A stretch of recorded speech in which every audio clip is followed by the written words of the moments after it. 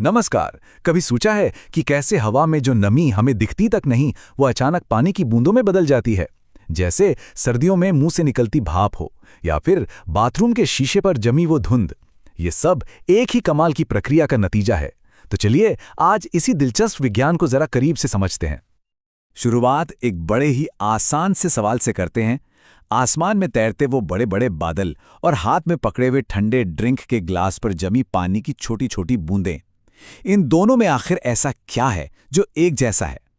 मजे की बात यह है कि इसका जवाब ही हमें आज के टॉपिक के बिल्कुल सेंटर में ले जाएगा। और वो जवाब है संघनन। जी हां, कंडेंसेशन। ये एक ऐसी फिजिकल प्रोसेस है जिसमें हवा में मौजूद अदृश्य गैस यानी पानी की भाप ठंडी होकर वापस लिक्विड पानी में बदल जाती है। यही वो जादू है जो बादलों को बनाता है और ग्लास को गीला कर देता है। तो ठीक है, ये होता है, पर होता कैसे है?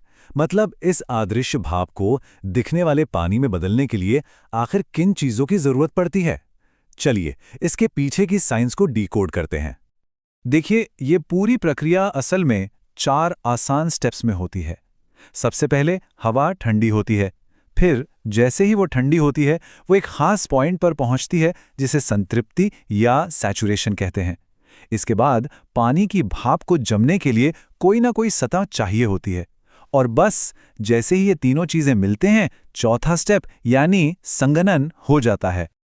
अब इसमें एक शब्द आया, ओस बिंदु या ड्यू पॉइंट। ये बहुत जरूरी है। ये वो एकदम सटीक टेम्परेचर है जिस पर आकर हवा और नमी नहीं सोख सकती, मतलब वो 100% सैचुरेटेड हो जाती है। जैसे ही हवा इस टेम्परेचर तक ठंडी होती है, उसमें मौजूद एक्स्ट्रा नमी पानी की बूंदों में बदलने के लिए मजबूर हो जाती है। कह सकते हैं कि ये इस पूरी प्रक्रिया का एक टिपिंग पॉइंट है। लेकिन पानी की भाप को इकट्ठा होने के लिए एक जगह, एक प्लेटफॉर्म की जरूरत होती है। वो हवा में बस यूं ही नहीं जम सकती। यहीं पर काम आते हैं संघनन नाभिक या कंडेंसेशन न्यूक्लियाई। ये हवा में तैरते धूल, धुएं या नमक के बहुत ही छोटे माइक्रोस्कोपिक कण होते हैं, जिन पर पानी की बूंदें चिपककर अपना घर बनाती हैं।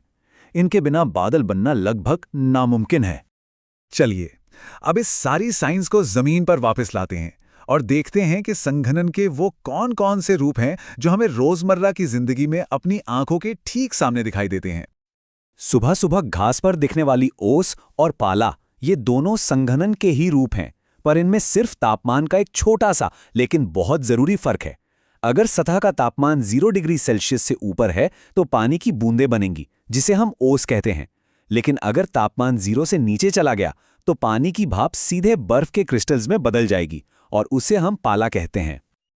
और कोहरे के बारे में क्या ख्याल है?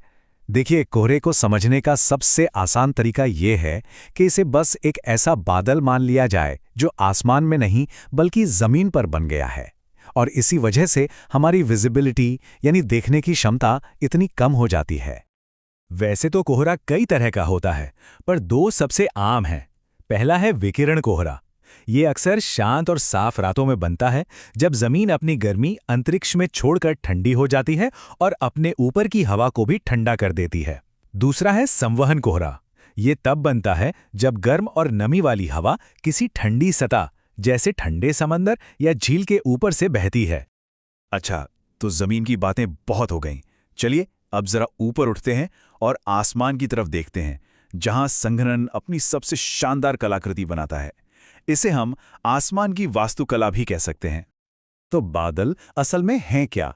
बादल और कुछ नहीं, बस अरबों खरबों नन्ही नन्ही पानी की बूंदों या बर्फ के क्रिस्टल्स का एक बहुत बड़ा कलेक्शन है, जो एक साथ मिलकर हवा में तैरते रहते हैं।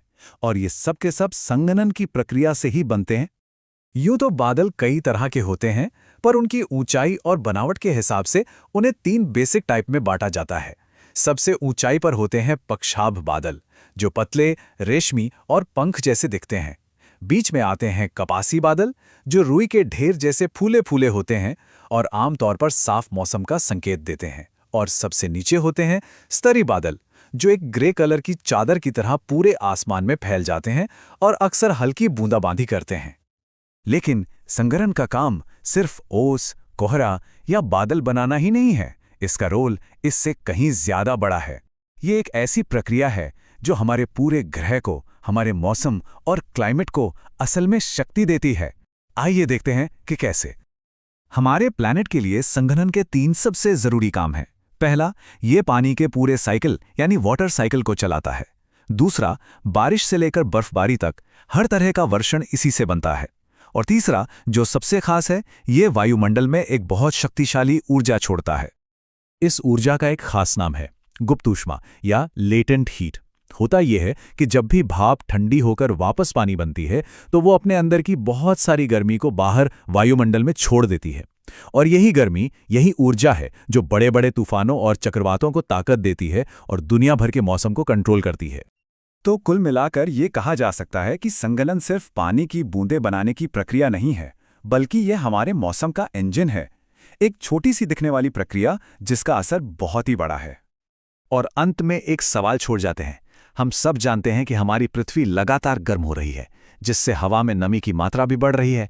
तो सोचने वाली बात यह है कि इस बदलाव का संघनन की इस बेसिक प्रक्रिया पर क्या असर पड़ेगा और आने वाले समय में ये हमारे मौसम को कैसे बदलेगी।